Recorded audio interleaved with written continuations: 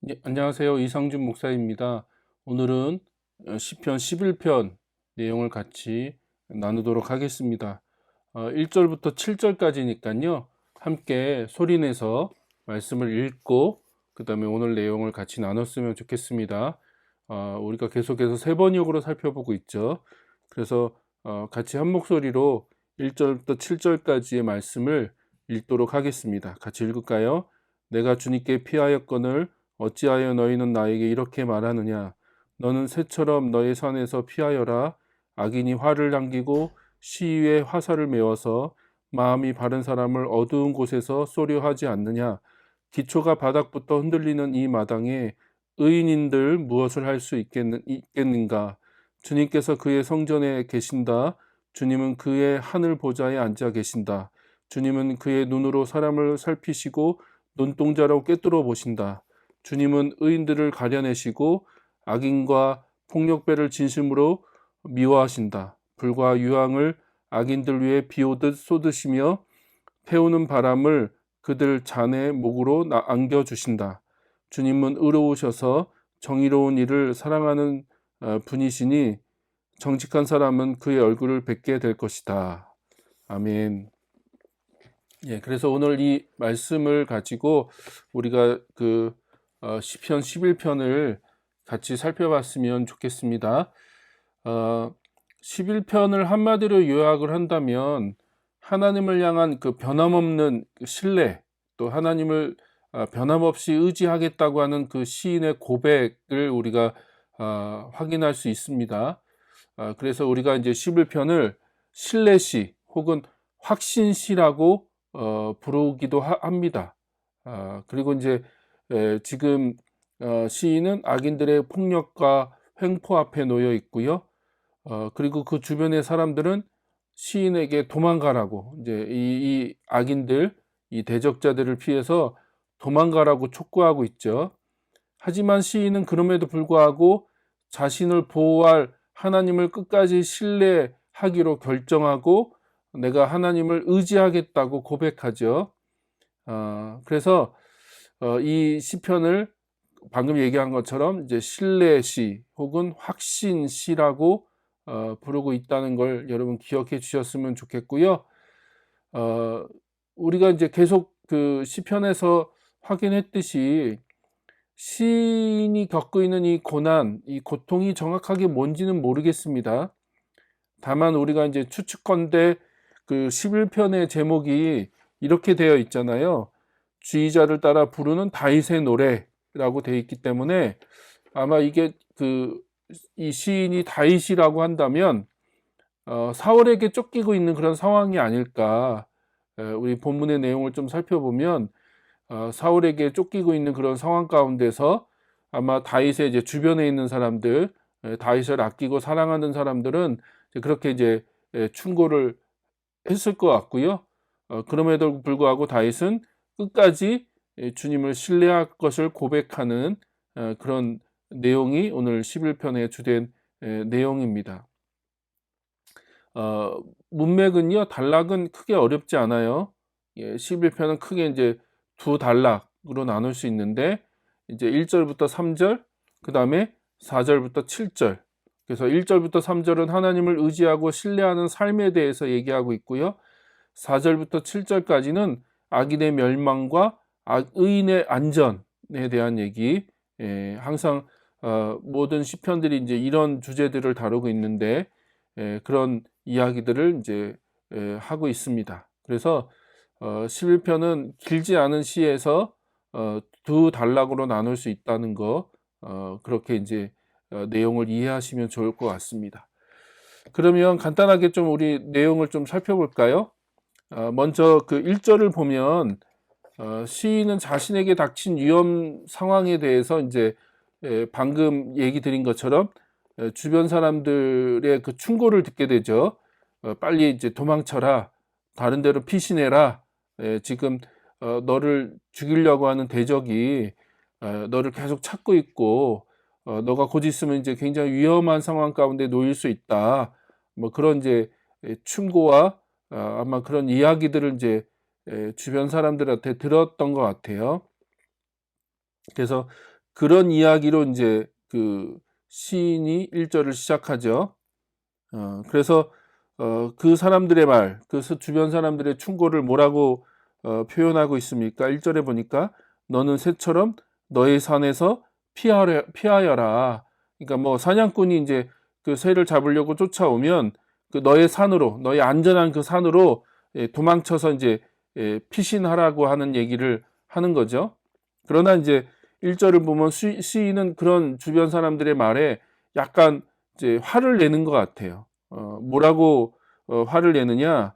내가 주님께 피하였거늘 어찌하여 너는 나에게 이렇게 말하느냐라고 얘기하면서 내가 이제 지금 이 상황 가운데 내가 주님께 피했다는 거예요. 주님을 의지하고 주님을 신뢰함으로 내가 주님께 피했는데 또 어딜 또 도망가고 또 어디로 피신하라고 하느냐라고 하면서 이제 그 시인은 약간 짜증인지 분노인지 화인지 잘 모르겠지만 좀 그런 어떤 뉘앙스가 1절에서 보이죠. 예, 그런 뉘앙스가 1절에서 보이고요. 그걸 통해서 우리가 확인할 수 있는 거는 지금 시인은 자기의 미래에 어떤 일이 벌어질지, 그러니까 자기 앞에 지금 어떤 위험이 이제 놓여 있는지를 잘 알고 있어요. 정확하게 인지하고 있어요. 그러니까 이 시인이 지금 그걸 몰라서 피신을 안 하고 있는 게 아니라는 거죠. 그걸 분명히 어떤 일이 벌어질지, 지금 어떤 위험이 내 앞에 있는지 시인은 그걸 잘 인지하고 있습니다. 그걸 명확하게 인지하고 있지만 그런 상황 속에서 시인이 선택했던 건 뭐예요? 하나님을 신뢰하기로 결정한 거죠. 내가 하나님께 피하기로, 1절에 말하듯이 내가 주님께 피하였거늘 이라고 말한 것처럼 주님께 피하고 주님을 의지하고 주님을 신뢰하기로 결정을 한 거죠. 결정을 했고 그럼에도 불구하고 사람들은 자꾸 다른 곳으로 도망치라고 권면을 하고 있고요. 근데 이 시인은 그런 주변 사람들의 말에 전혀 흔들릴 마음이 없는 것 같아요. 오히려 계속 자기에게 이제 피하라고 재촉하는 사람들의 말에 놀라고 있고, 그리고 그런 악인들이 그 자기의 그 삶 가운데 실제로 어떤 일들을 벌이고 있는지에 대해서 정확하게 인지를 하고 있고 그걸 표현하고 있습니다. 그게 이제 2절과 3절이죠. 2절과 3절에 보니까 뭐라고 되어 있습니까? 악인이 활을 당기고 시위에 화살을 메워서 마음이 바른 사람을 어두운 곳에서 쏘려 하지 않느냐. 아마 여기서 말하는 바른 사람이라고 하는 건 이제 시인 자기를 얘기하는 것 같고요. 이제 악인들이 그렇게 이제 그런 행동을 하고 있는 거죠. 지금 막 활을 당기고 있는 거죠. 활을 당기고 있어서 이제 놓기만 하면 그 화살이 날아가서 그 바른 사람의 지금 여기서 말하는 그 바른 사람을 쏠 수 있는 그런 상황 가운데 놓여 있다는 것을 표현하고 있잖아요. 그러니까 시인이 이런 그 상황 가운데 있다는 걸 명확하게 인지하고 있습니다. 그리고 3절에 보니까 기초가 바닥부터 흔들리는 이 마당에 의인인들 무엇을 할 수 있겠는가라고 하는 질문을 통해서 이 시인이 지금 굉장한 좀 그 무력감, 그 무기력함을 느끼고 있는 것 같습니다. 그러니까 기초가 바닥부터 흔들린다는 말은 뭐냐면 그 사회나 공동체 안에 있는 기본적인 사회 질서, 그거 자체가 아예 지금 굉장히 흔들리고 있다는 얘기를 하는 거예요. 내가 지금 그런 그 굉장한 위기, 그 악인들이 너무나 득세하고 있어서 악인들이 너무나 활보하고 있어서 이 공동체 안에 있는 기본적인 질서마저도 흔들리고 있는 상황 가운데 의인이 뭘 할 수 있겠냐, 내가 뭘 할 수 있겠냐라고 하는 그런 어떤 두려움과 무력감을 고백하고 있죠. 고백하고 있고, 그래서 이 시인은 충분히 지금 어떤 상황인지를 인지하고 있다는 겁니다. 그런데 중요한 건 뭐예요? 그런 상황에서 내가 그럼에도 불구하고 하나님께 피하기로 결정했다는 거죠. 내가 하나님께 피신하기로, 하나님을 신뢰하고 하나님을 의지하기로 피신했다 라고 얘기하죠. 그러면서 그것이 어떤 것을 얘기하는지, 그 하나님께 피신한다는 것이 어떤 것을 얘기하는지 4절 이하에서 시인은 그것을 고백하고 있죠. 그래서 4절을 보십시오. 뭐라고 얘기하고 있어요? 주님께서 그의 성전에 계신다. 주님은 그의 하늘 보좌에 앉아 계신다. 이렇게 얘기하죠. 그러니까 성전에도 계시고 하늘 보좌에도 앉아 계시고, 그러니까 마치 이게 서로 상반되는 표현인 것 같지만 서로 보완적인 표현입니다.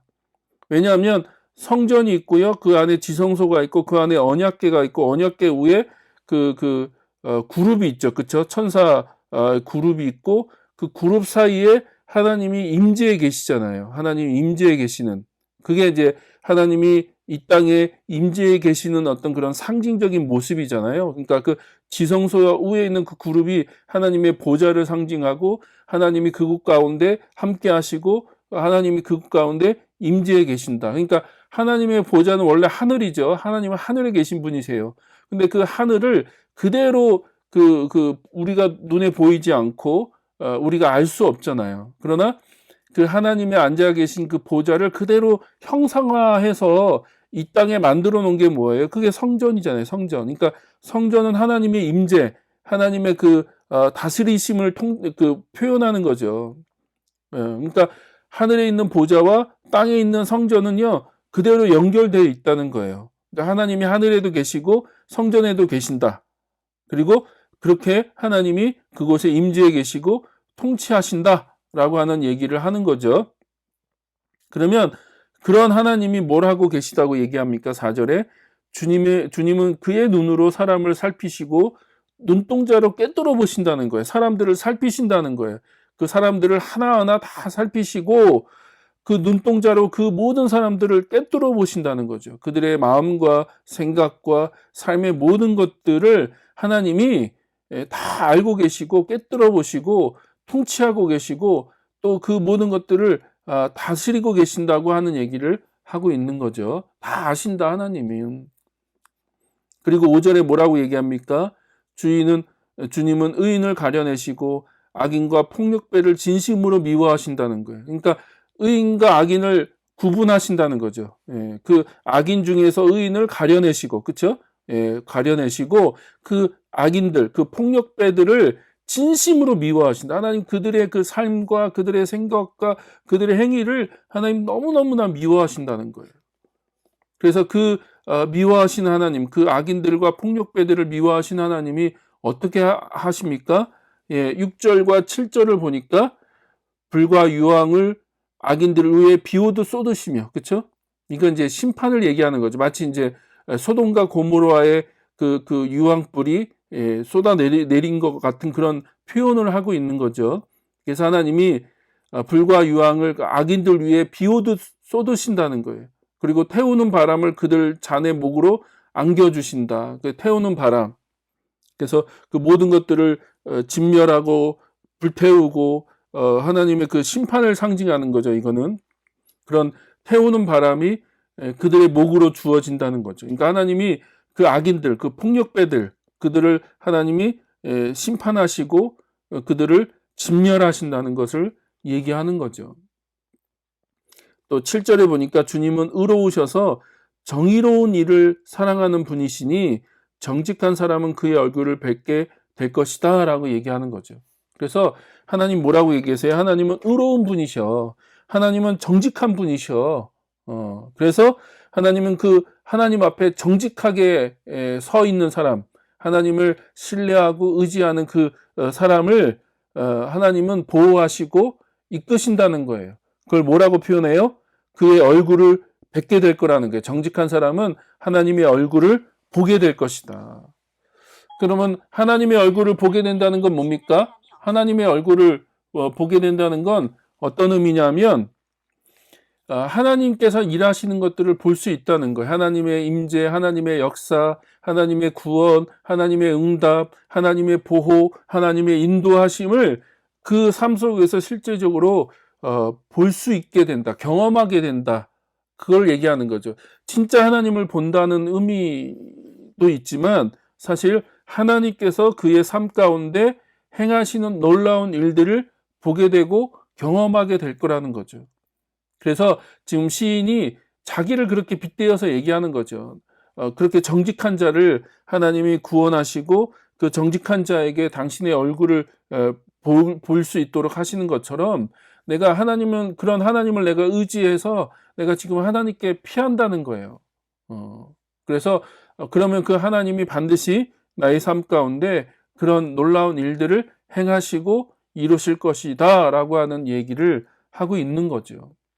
그래서 우리가 다시 한번 이 시편에서 얘기하는 하나님을 신뢰하는 자, 정직한 자, 그 다음에 하나님을 의지하는 자, 그렇죠? 그리고 하나님을 전적으로 신뢰하고 어떤 상황에서든 하나님을 온전히 의지하는 그 삶을 선택하는 자를 하나님이 어떻게 인도하시는지, 어떻게 보호하시는지, 하나님이 그 삶 가운데 어떤 일들을 행하시는지 우리가 이 시인이 확신하고 고백하는 것처럼 우리 안에도 그런 믿음의 고백, 그런 확신, 그런 은혜들이 있기를 다시 한번 소망합니다. 그래서 우리가 주님께 피하고 주님께 나아가는 그런 삶이 되었으면 좋겠습니다. 예, 감사합니다. 오늘 다시 한번 오늘 하루 이 시편 11편을 마음속으로 고백하면서 우리가 하나님 앞에 더 가까이 나가는 삶이 되기를 소망합니다. 예, 감사합니다.